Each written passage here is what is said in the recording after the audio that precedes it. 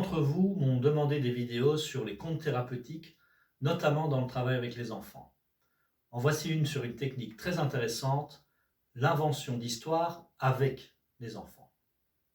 Le psychothérapeute Richard Garner a développé la Mutual Storytelling Technique, traduite en français par se raconter mutuellement des histoires.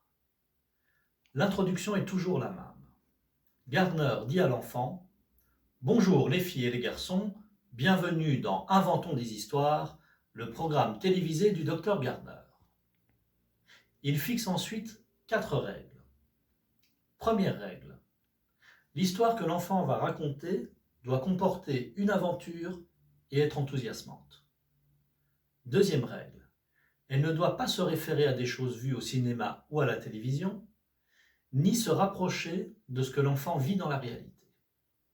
Troisième règle: elle doit avoir un début, un milieu et une fin.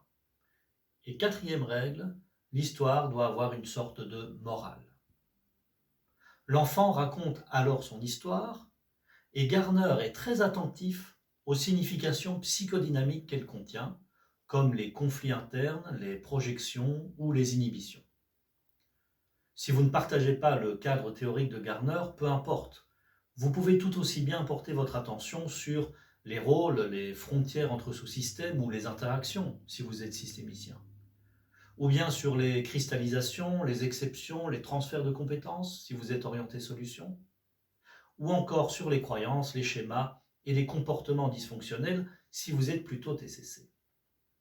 Après avoir entendu l'histoire de l'enfant, Garner crée la sienne, en reprenant les personnages et le cadre, mais en proposant des adaptations plus saines et des comportements plus fonctionnels que l'enfant pourra transférer dans sa vie quotidienne. Voilà, essayez cette technique très simple, très ludique et qui donne souvent de très bons résultats. Elle présente un autre avantage.